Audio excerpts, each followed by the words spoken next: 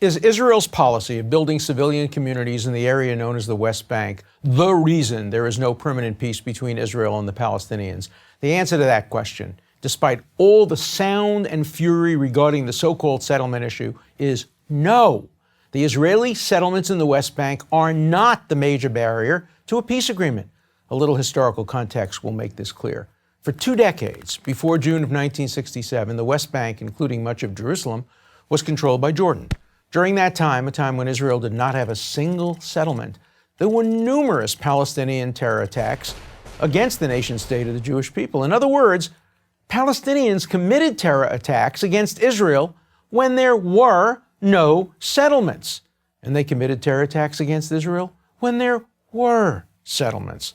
If Israel were to pull out of every single settlement in the West Bank tomorrow, it's unlikely that anything much would change. In fact, if history is any indicator, Israel could be worse off.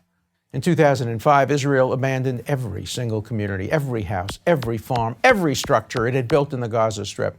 How did the Palestinians of Gaza react? They launched thousands of rockets and numerous other terror attacks against the nation-state of the Jewish people. The attacks continue to this very day. And every year, the range of these rockets get longer and their payloads more lethal. Only a very sophisticated Israeli anti-missile defense keeps the country secure. Can you blame Israel for not wanting to risk a two-front rocket war? But Israel has no right to be in the West Bank at all, many say. So permit me, a law professor at Harvard, to say that on the basis of international law, this position is incorrect.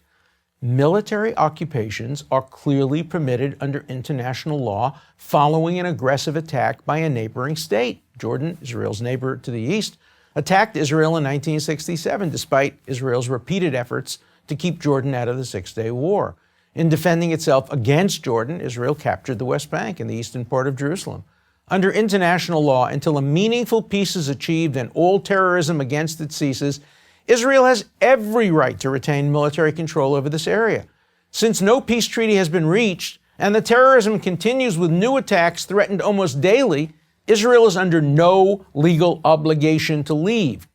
Given the danger that Israel would be putting itself in if it did leave the West Bank, exposing its major cities and international airport to rocket attacks, it would be irresponsible to do so, which is why Israel is still there. It is not the reason there has been no peace agreement between Israel and the Palestinians. The reason has always been and remains the unwillingness of Palestinian leaders, and according to Palestinian polls, much of the Palestinian population, to recognize Israel's right to exist as the nation-state of the Jewish people.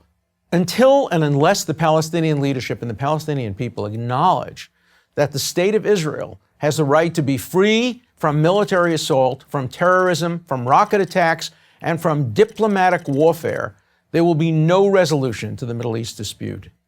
I'm Alan Dershowitz, professor of law at Harvard University for Prager University.